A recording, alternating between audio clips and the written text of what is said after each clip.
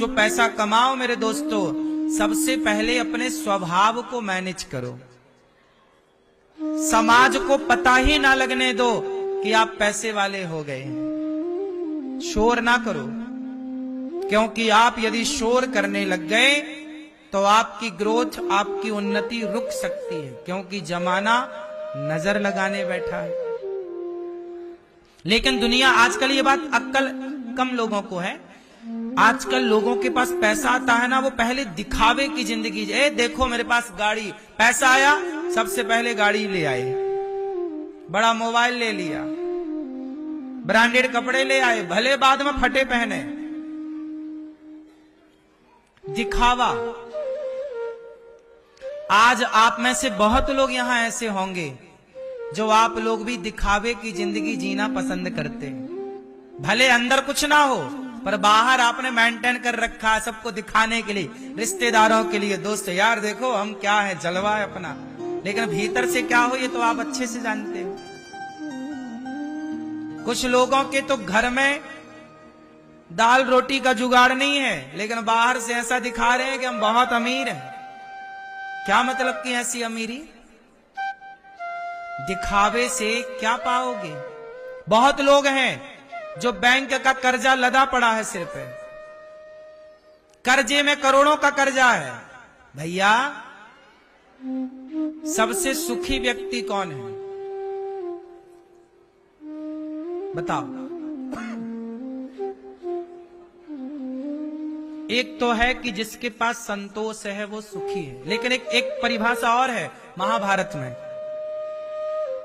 कि जिसके पास कर्जा नहीं है किसी का, लेन देन क्लियर, जिसके, सुनो ये पाठ बच्चों को पढ़ाना बहुत तरीके से, जो मैं बोल रहा हूं ये बात मैं 20 साल से लेकर 30 साल के लड़का लड़कियों के लिए, इस पीढ़ी के लिए बोल रहा हूं, क्योंकि इस उम्र में ये निर्णय आपको जीवन भर सुख देंगे।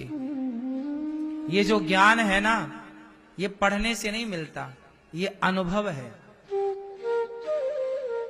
कोई पुस्तक में ये सब नहीं लिखा, ना तुम्हें कोई पुस्तक ये ज्ञान दे सकती है, कोई कॉलेज, कोई यूनिवर्सिटी तुम्हें ये नहीं पढ़ा सकती, ये अनुभव है।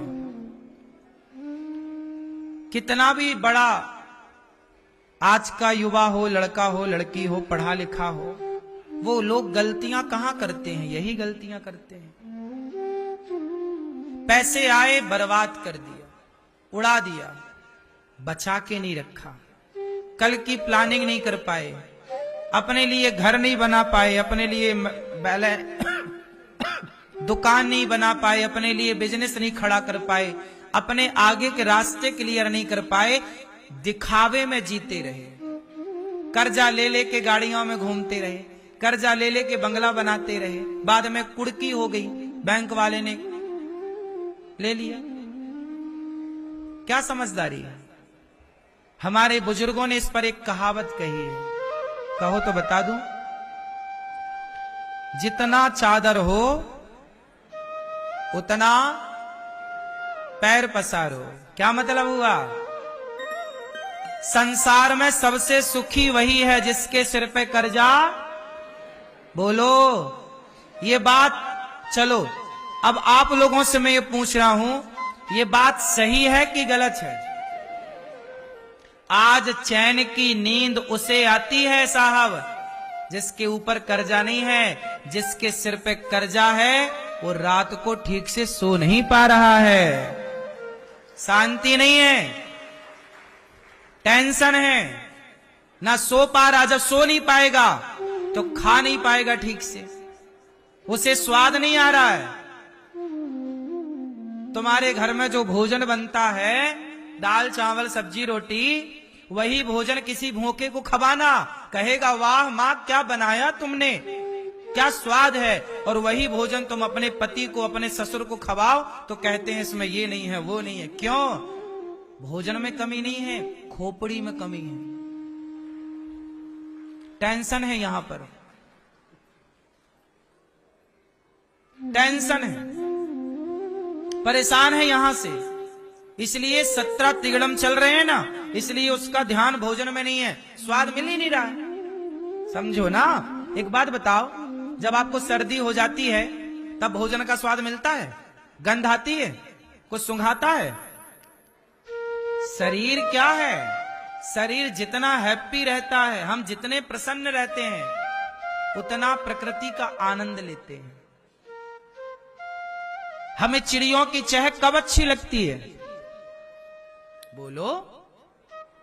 जब हृदय प्रसन्न हो तो चिड़ियों का चहकना, बोलो मेरी मां, चिड़ियों का चहकना अच्छा लगता है। गिलहरी का खाना देखना, गिलहरी खाती ना कुछ, गिलहरी को देखना अच्छा लगता है, मोर को देखना अच्छा लगता है, प्रकृति को देखना, आकाश को देखना, नदियों को देखना, समुद्र को देखना, गुलाब को देखना, वाह, सबको जो ईश्वर ने बनाया उस प्रकृति को देखना भी एक आनंद है।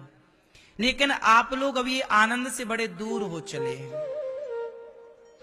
अब कहां कोई चिड़िया की चहक सुन करके खुश हो रहा है? क्योंकि इतना तुमने कचरा भर लिया है, टेंशन का, डिप्रेशन है, परेशानी है, तुम हार्ट अटैक आ रहा, मर रहे हो। जिंदगी तुम जिए कहां? तुम तो घिसटते रहे और मर गए अंत में, बोझा गधों की तरह ढोते रहे, ढोते रहे, ढोते रहे। गधों की तरह तुमने जीवन जिया है, बोझा लेकर जीवन जिया है, कर्जे पे कर्जे लदे हैं। जरूरतें कम करो, आमदनी बढ़े और जरूरतें कम हो, फिर सुखी हैं आप। राम इतना दीजिए जामे कुटुंब समाए, मैं भी भूखा ना रहूं साधु न भूखा। अच्छा मुझे आप लोग बताओ, मैं आप लोगों से एक सलाह ले रहा हूं, बताओ, कर्जा लेकर मैं दिखावा करूं कि मैं इतना बड़ा आदमी हूं, ये हूं, इससे क्या होगा? ये समझदारी है कि बेवकूफी है?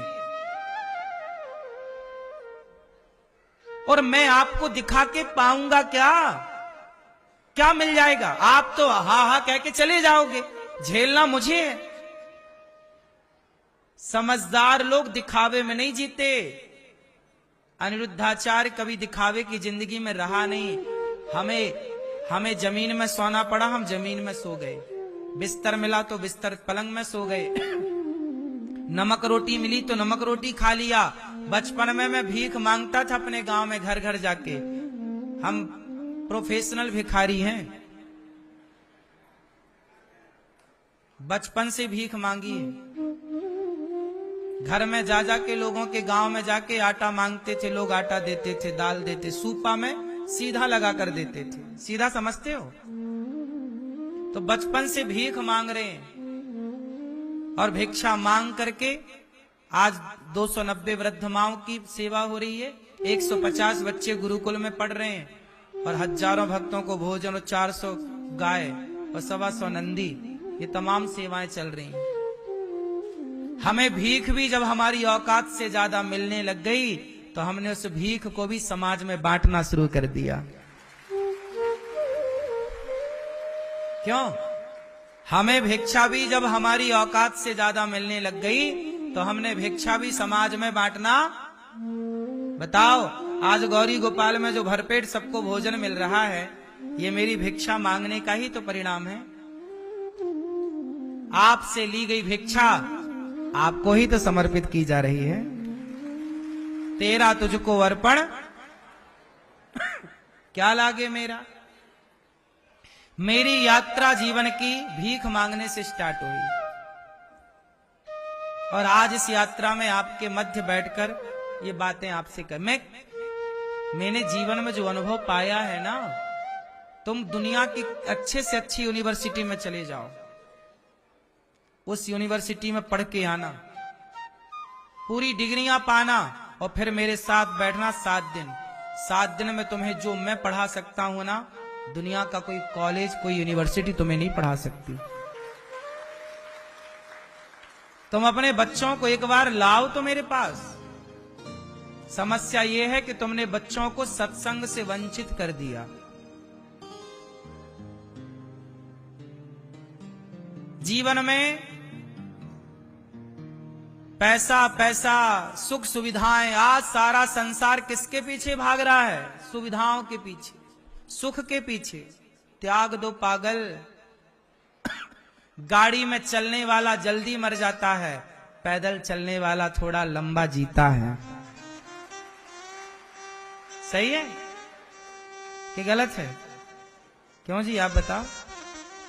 गाड़ी से वहां जाओ जहां लंबी यात्रा है। साग भाजी लेने तो कम से कम गांव में पैदल जाओ। अपनी सोसाइटी से निकलो, थोड़ा तो पैदल चलो, साइकिल चलाओ, स्वस्थ रहोगे। अब हर समय तुम गाड़ी, फुर्र से गाड़ी। ज्यादा सुविधा के चक्कर में आदमी बीमार है। ये बात सही है कि गलत है? हर समय एसी एसी, थोड़ा बॉडी को, हर मौसम को, मौसम 3 क्यों है? सर्दी, गर्मी और बारिश। हमारी बॉडी हर मौसम से लड़ने के लिए तैयार रहे। जिनकी बॉडी तैयार है वो कोरोना से लड़के जीत गए, और जिनकी बॉडी तैयार नहीं थी वो कोरोना से लड़के हार गए, मर गए। पता नहीं कब कोरोना जैसी बीमारियां इस देश में आकर खड़ी हो जाएं, कब कोरोना जैसा समय आकर खड़ा हो जाए। कम से कम अपने बच्चों को हर परिस्थिति के लिए तैयार तो करो साहब। एसी ठीक है, पता नहीं कब तुम्हारी बेटी को, जनक जी ने थोड़ी सोचा था कि मेरी बेटी को जंगल में लकड़ियां बीननी पड़ेंगी, जंगल की लकड़ियां काटकर चूल्हा जलाना पड़ेगा। लेकिन जगत की माता सीता को भी जंगल में कुछ महीने, कुछ वर्ष गुजारना पड़ा, और जंगल की भूमि पर वहां रहकर अपने बच्चों को लालन पालन करके संस्कारवान बनाना पड़ा। पता नहीं कल का समय, आप नहीं जानते कि कल कौन सा वक्त आए। कोई नहीं जानता था 2018 तक, कोई नहीं जानता था 2019 तक कि 2020 आते आते लॉकडाउन लग जाएगा। जानते थे तुम? समय कोई बता के थोड़ी आता है, अखबार में थोड़ी छपता पहले से कि भाई ये समय आ रहा है। तुम्हारे घर के आटा खत्म हो गया था। भारत में 70% लोगों के घर में आटा की कमी आ गई थी कोरोना के टाइम। घी तेल की कमी आ गई थी, गैस सिलेंडर की कमी आ गई थी। बोलो हाँ कि ना? एक तरफ कोरोना से मर रहा था आदमी, दूसरी तरफ भूखों से मरने लग जाता, थोड़े दिन और चलता तो। ये परिस्थितियां बताकर नहीं आती। दोष किसी का नहीं है, दोष किसी का नहीं है। लेकिन मैं आपसे सवाल करूं कि तुम्हारे बच्चे क्या हर परिस्थिति के लिए तैयार हैं? इसलिए मेरी मां, बच्चों को कॉलेज में पढ़ाना, स्कूलों में पढ़ाना ही पढ़ाई नहीं है, हर परिस्थिति से लड़ना सिखा देना, ये सबसे बड़ी शिक्षा है। जो माँ बाप अपने बच्चों को हर परिस्थिति में लड़ना सिखाएं। कई बच्चे आत्महत्या कर लेते हैं, नंबर कमाए आत्महत्या कर ली। क्यों जी? अभी हर साल भारत में सैकड़ों बच्चे 12वीं कक्षा के, 10वीं कक्षा के और अन्य विषयों के, अन्य क्लासों के, अन्य क्षेत्रों में आत्महत्या करते हैं कि नहीं? सुनते हो कि नहीं? ये बात सही है कि गलत है? बोलो, सही है। अब मेरा सवाल फिर से आपसे, ये जो बच्चे आत्महत्या कर लेते हैं कम नंबर आने पर, फेल हो जाने पर, नौकरी ना लगने पर, ये आत्महत्या करने वाले लोग, बच्चे, किसकी गलती है? बच्चों की या उनके माँ बाप की, उनके टीचर की, उनके गुरुओं की? कुछ किसकी गलती है? गलती है माता पिता की, गलती है स्कूल के लोगों की, पढ़ाने वालों की। क्या पढ़ाया तुमने? सालों साल तुमने बच्चे को पढ़ाया, और क्या बच्चे, मां, तुमने क्या संस्कार दिए अपने बच्चे को कि जरा सी विषम परिस्थिति आई, नंबर कम आए, तो वो कम नंबरों से जूझ ना पाया?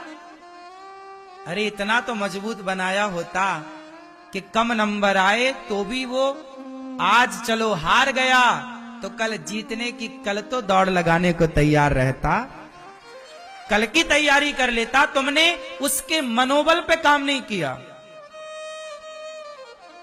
तुमने बच्चे को केवल गधों की तरह बोझा लाद दिया पीठ में, जाओ जाओ पढ़ो, जाओ पढ़ो, पैसा कमाओ, बस खत्म।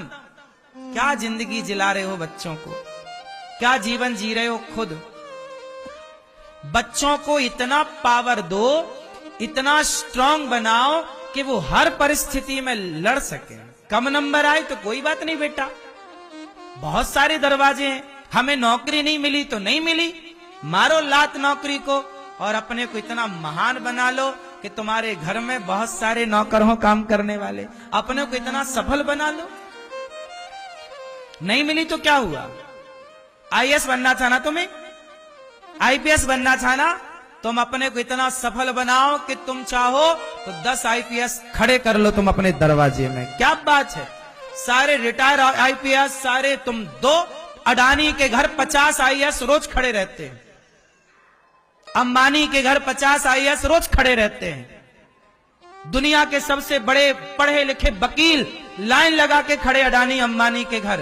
तुम में काबिलियत हो तो संसार का हर पढ़ा लिखा तुम्हारे द्वार पे हाथ जोड़ के खड़ा रहेगा। क्या बात करते हो, तुम में काबिलियत तो हो। आत्महत्या करने से समाधान ना निकलेगा। ये मत सोचो कि हमारे लिए द्वार बंद हो गए। काहे बंद हो गए? तुम में काबिलियत तो हो। क्या चाहिए बताओ? दुनिया का सबसे टॉप डॉक्टर तुम्हारे द्वार पे ना बैठ जाए? तुम सफल तो बनो। और सफलता डिग्रियों से ही होती है, ये सोचना बंद कर दो। जिसके पास ज्यादा डिग्रियां हैं वही सफल है, ऐसा है क्या? आप लोग बताओ, मैं पूछ रहा हूं, सलाह ले रहा हूं। जिसके पास ज्यादा डिग्रियां हैं वही सफल है क्या? बोलो बोलो। हाँ, उड़ीसा में एक आदमी है, नाम मैं फिर भूला हूं, पर आपको याद हो तो बता देना। अभी राष्ट्रपति जिन्होंने सम्मानित किया है, 3री क्लास पढ़े हैं। कितना पढ़े हैं? 3री कक्षा पढ़े हैं। और उनकी लिखी कविताएं, उनका लिखा साहित्य पूरे भारत के बड़े बड़े कॉलेजों में पढ़ाया जा रहा है। अभी वो जीवित है। राष्ट्रपति जी ने उनका सम्मान, खुद पढ़े हैं 3री, खुद पढ़े हैं 3री, और उनके लिखे साहित्य को पढ़ाया जा रहा है, उनकी लिखी कविताओं को पढ़ाया जा रहा है। क्या फर्क पड़ता है कि हमारे पास डिग्री नहीं है? क्या करोगे डिग्री का? ठीक है, मैं ये नहीं कहता डिग्री नहीं होनी चाहिए, हो, लेकिन डिग्री ही सब कुछ है, ये मानसिकता खराब है।